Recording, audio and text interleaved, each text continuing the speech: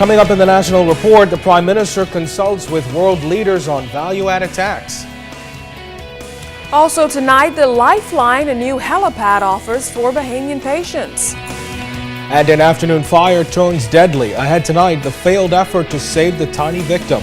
The National Report starts now. Now in HD.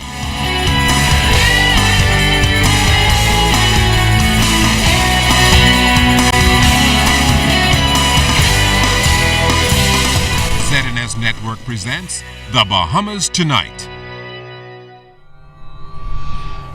This portion of the news brought to you by BTC Every Day. Prime Minister Perry Christie says international endorsement of the value-added tax system has strengthened his resolve to implement the new system of taxation in the Bahamas. Good evening, everyone. I'm Keishla Adderley. And I'm Candino Knowles. Well, Prime Minister Perry Christie returned to the capital Friday, where he participated in a series of meetings and in the sidelines weighed in on the VAT system and what impact it's had internationally. Jiminy DeSwain hears his feedback on the plan set for implementation by the middle of next year. We are on a collision course with the expenditure of the government and limited sources of revenue. Prime Minister Perry Christie speaking to the urgency of tax reform, fresh from his European trip, which included consultation on a new tax system government looks to implement in July 2014. Prime Minister Christie said his discussions with the Prime Minister of New Zealand on VAT only increased his confidence in the proposal. And we discussed a New Zealand that is working as near to full employment as could be, that introduced VAT. He said he introduced it, and he took it up recently to even a higher percentage.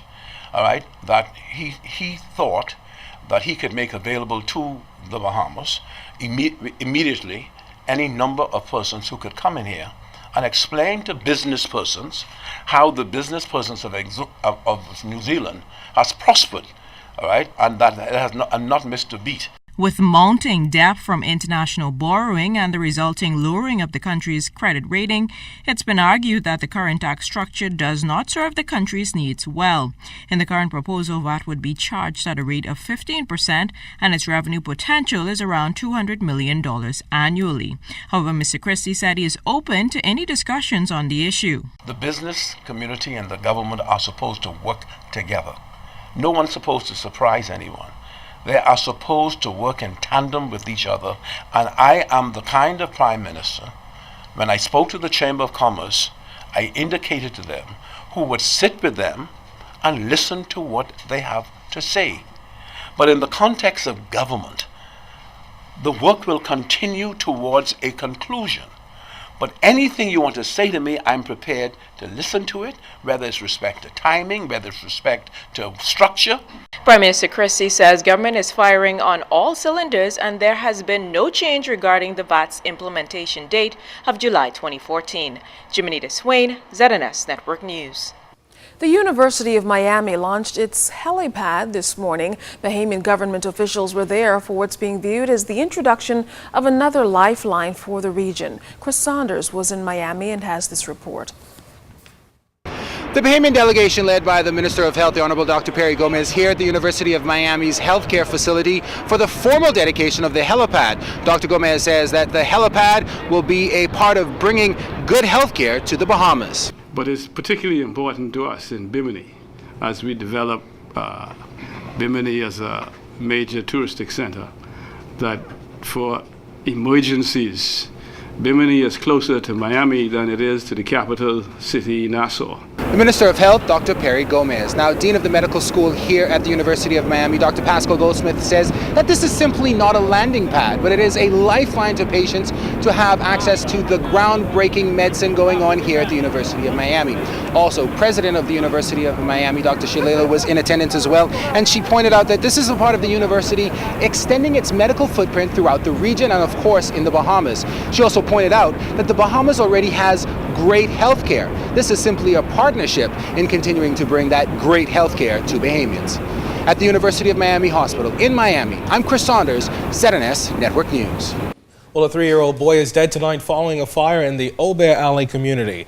ZNS News has learned that the victim is 3-year-old Jeffrey King. Cleopatra Murphy was on the scene and spoke with family members who are finding it hard to come to terms with the child's death. A neighborhood in the Kemp Road community is devastated after fire destroyed a 10-room wooden structure shortly before 1 p.m. Information developed that a child might have been left inside the building, so they continued to try on a rescue mode. Once the fire was extinguished, officers were able to canvass the area, did a thorough search of the area, and they found what appeared to be a body of a small child who was burned beyond recognition. It's a very active investigation. We have no conclusion. It's preliminary. We are trying to determine the cause of the fire, why, if a child was left here, why a child might have been left here alone, what is the cause. So we are actively investigating this matter. ASP Ernest Hanna said fire crews were quick to respond to the scene. We got a call about a minute before 1 o'clock, 10 minutes after that we were on scene doing active firefighting. One neighbor immediately went to action when he became aware of the fire. He carried jugs of water to help put out the flames, and when that became futile, he began using a hose. The man said he was unaware a child was inside. By the time the child's mother, a woman identified as Mimi, told him her son was inside, it was too late. The blaze was well out of control. Residents are devastated by the child's death. I feel it bad because I get grandchildren myself too, and I saw it happen. You know what I mean? Nothing I could do. You know what I mean? Because when I ran there with a 3 bucket of water and to the door, they tried to open the door, the fire coming right in my face, and I back. Police say investigations into the blaze are ongoing. Cleopatra Murphy, ZNS Network News. A senior immigration officer and his female companion remain missing tonight, 3 days into a search in Central Andros. Detectives from the capital were dispatched to the island on Sunday following up on a missing persons report for 49-year-old immigration officer Shane Gardner of Love Hill and 28-year-old Triska Brennan of Cargo Creek. Neither of them have been seen since Saturday. Now, Clint Watson was in Andros today and tells us about the clues left behind in Gardner's empty home and abandoned car.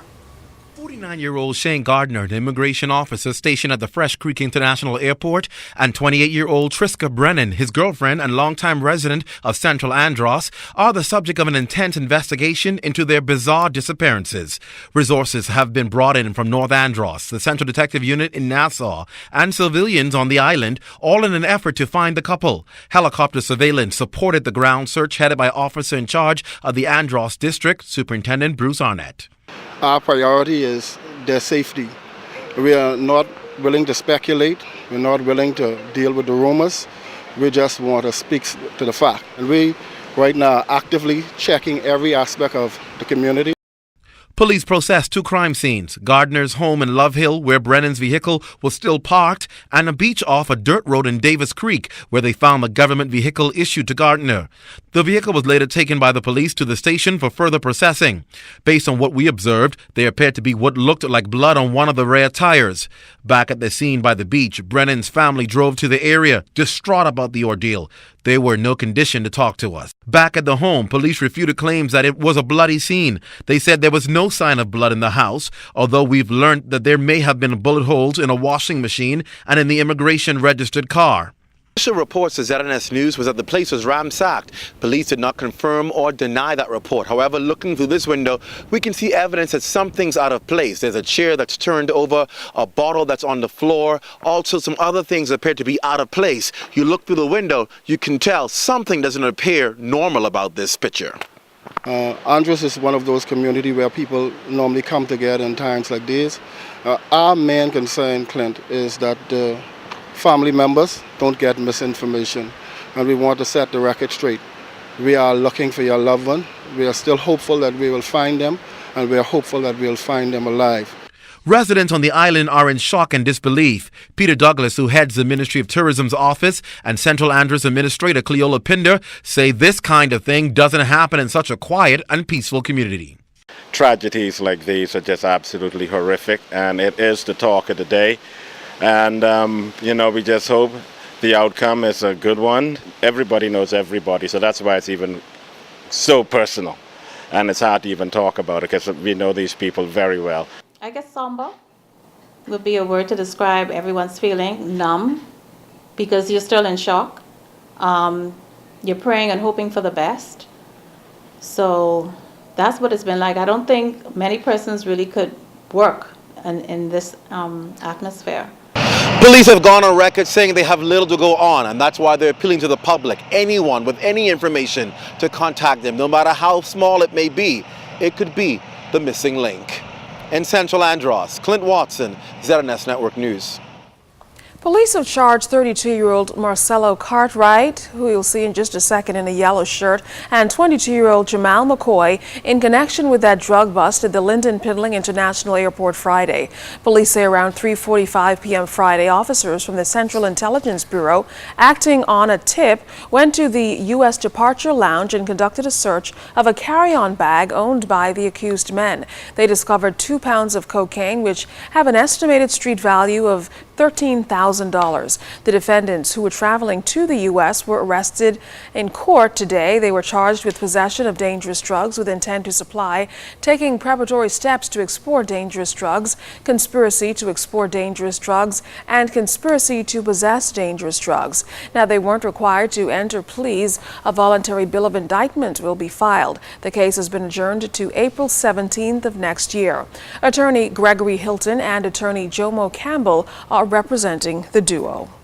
Meantime, former police officer Toni Sweeting was back in court today for the start of her trial, but the matter was pushed back to a later date. You may recall that Sweeting, along with her 33-year-old brother Delano Sweeting and Jamaican national Conrad Campbell, were arraigned earlier in connection with that cocaine bust at the Lyndon Pindling International Airport back in April. They're accused of taking preparatory steps to export $64,000 worth of drugs from the Bahamas. They're facing 2 other drug-related charges as well. Meantime, that case is expected to open December 17th.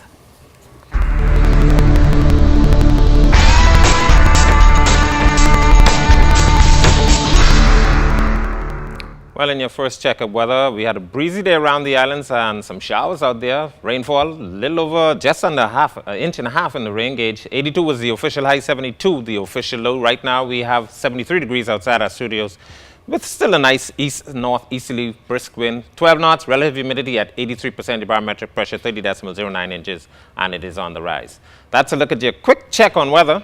More weather still to come. Well, still ahead tonight, 60 years and counting, the Progressive Liberal Party takes a look back as it celebrates a big birthday. This portion of the news is brought to you by Lux Men's Warehouse.